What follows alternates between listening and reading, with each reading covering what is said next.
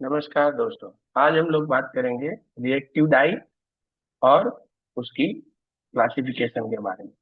तो चलिए शुरुआत करते हैं बेसिक प्रॉपर्टीज के साथ। तो रिएक्टिव डाई का केमिकल नेचर है एनायनिक डाई है due to the presence of negative ion. Chromophore होते हैं, ये तीन में से कोई होंगे। Azo anthraquinone phthalocyanine. Reactive group monochloro dichloro और vinyl sulphone. Water solubilising group is SO3 and sulphonate group, उसके बारे में अपन बात करेंगे थोड़ी देर में। और ये है बेसिक स्ट्रक्चर। जैसे क्रोमोजन होगा मतलब क्रोमोफोर होगा, एक ब्रिजिंग ग्रुप होगा जो फाइबर रिएक्टिव ग्रुप के साथ कंपाइल करेगा, और एक वाटर सोल्युबलाइजिंग ग्रुप होगा जो रिएक्टिव डाई के बेसिक स्ट्रक्चर के अंदर होते हैं। Highly soluble in water due to the presence of sulphonate group SO3 and. Substantivity की बात करें तो compare to direct dye, cotton के लिए सब्सटेंटिविटी थोड़ी कम है, और उसकी वजह से ही हमें इलेक्ट्रोलाइट चाहिए एक्सोशन बढ़ाने के लिए और अल्कली चाहिए फिक्सेशन के लिए। इसके बारे में हम लोग बात करेंगे जब एप्लीकेशंस की बारे में देखेंगे। Fastness very good to excellent सभी के लिए, washing rubbing light, but chlorine fastness is very poor due to the presence of chlorine in structure itself. Shade range आप देखिए तो काफी सारे शेड्स इसके अंदर कवर हो जाते हैं। और इसके साथ ही देखते हैं बेसिक स्ट्रक्चर रिएक्टिव डाई का। अगर आप देखते हो तो दिस इज द SO3Na, जो हमने आगे भी बात की, सल्फोनेट ग्रुप। तो SO3Na is the water solubilising group, वो दोनों साइड है। This is the basic fundamental structure, ऐसे ही स्ट्रक्चर होते हैं सभी रिएक्टिव डाई के। ये है azo group which is due chromogen, and that's why this one is the chromophoric group which gives the colour, dye को कलर देंगे। NH और OH यहाँ पे है ब्रिजिंग ग्रुप, किसके साथ ब्रिज करेंगे? तो रिएक्टिव ग्रुप के साथ, फाइबर रिएक्टिव ग्रुप के साथ। और ये जो दो क्लोरीन है, these are the reactive species, यहाँ से ही फाइबर के साथ रिएक्शन होगा। और this is the basic triazine group which is the fibre reactive group present in basic fundamental reactive dye. ये हमने बेसिक बात की है, बराबर। तो इसी के साथ देखते हैं क्लासिफिकेशन। उससे पहले यहाँ पे स्टॉप करेंगे और एक क्वेश्चन के बारे में आंसर ढूंढेंगे। आंसर आप लिख के रखिए अपने पेज के ऊपर कहीं पे, नोट नोट करके रखिए, बाद में इसके बारे में चर्चा करेंगे। क्लासिफिकेशन की बात करते हैं तो based on reactive group there are two types of reactive dyes. One is the haloheterocyclic, जिसमें आइदर क्लोरीन एटम प्रेजेंट होगा या फ्लोरीन एटम प्रेजेंट होगा। आप यहाँ पे देखो तो यहाँ पे क्लोरीन है, ठीक है। एक क्लोरीन होगा तो हम उसको बोलेंगे मोनोक्लोरोट्राइजिन बेस, दैट इज MCT। और दो क्लोरीन हो गए तो उसको हम लोग बोलेंगे डाइक्लोरोट्राइजिन बेस, DCT। यहाँ पे आप देखो तो it's a fluorine is present, ठीक है। Same way vinyl sulphone is this one, CH2CH2SO2। This is the vinyl sulphone group. वो सारी चीजें हम लोग देखेंगे जब मैकेनिज्म के बारे में देखेंगे कि how it react with the cellulosic fibre based on the number of reactive group. अगर एक ही रिएक्टिव स्पीसीज है तो उसको बोलेंगे मोनोफंक्शनल। जिस डाई में सिर्फ एक ही फाइबर रिएक्टिव ग्रुप प्रेजेंट होगा उसको बोलेंगे मोनोफंक्शनल।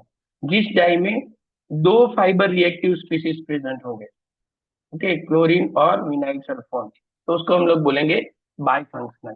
अगर दोनों अलग अलग हैं तो उसको बोलते हैं हीट्रो बाइफंक्शनल रिएक्टिव डाई। और मान लो कि यही क्लोरीन वाला ग्रुप यहाँ पे भी होगा, दोनों सेम होंगे, तो उसको बोलेंगे होमो बाइफंक्शनल रिएक्टिव डाई। फिर से बात करते हैं कि दोनों रिएक्टिव स्पीसीज अगर डाई में प्रेजेंट है और दोनों सेम है तो उसको हम बोलेंगे होमो बाइफंक्शनल रिएक्टिव डाई। और अगर दोनों ग्रुप डिफरेंट है तो उसको हम लोग बोलेंगे हीट्रो बाइफंक्शनल रिएक्टिव डाई। मतलब एक क्लोरीन और एक विनाइल सल्फोन तो हीट्रो हो गया, दोनों क्लोरीन होमो, दोनों विनाइल सल्फोन होमो। पॉलीफंक्शनल रिएक्टिव डाई की बात करेंगे तो उसमें you can see one, this one is the two, and here is the three. So more than two functional group is present in your reactive dye, that is known as the polyfunctional reactive dye. ये है based on a number of reactive group. तो चलिए एक और question के बारे में देखते हैं। Which dye contain two same reactive group? आगे की स्लाइड में जाओगे फिर से वीडियो देखोगे तो you will understand the answer of this question. Which dye contains two same reactive groups in dye structure. ये भी कहीं पे नोट करके रखिए। और देखते हैं based on a temperature requirement.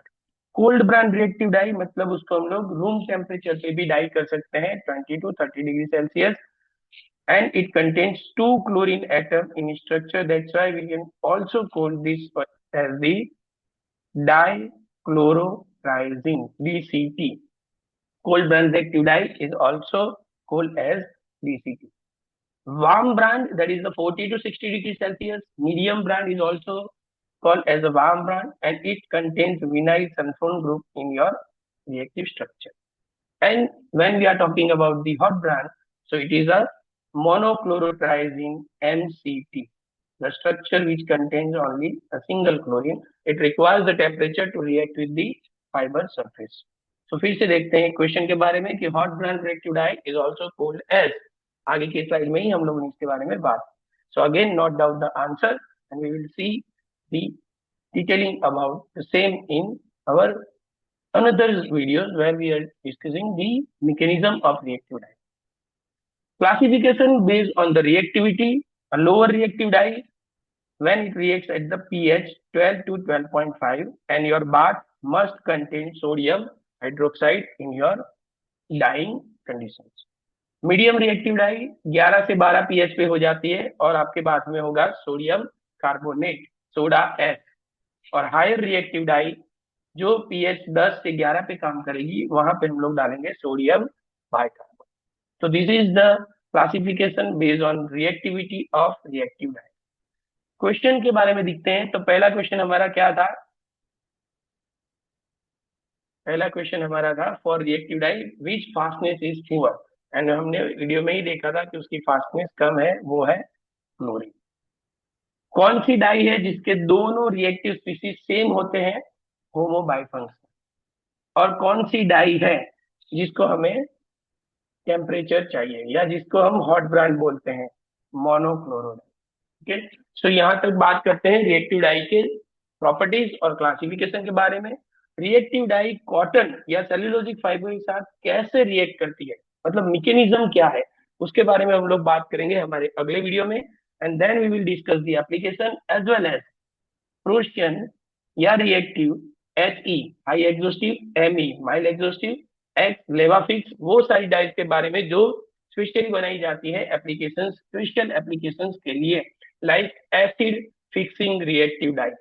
उसके बारे में भी हम लोग बात करेंगे जब हम एप्लीकेशंस के बारे में बात करें। तब तक आप लोग इसके बारे में पढ़ते रहिए, जानते रहिए। और if you have any question you can write in comment box also. Thank you very much.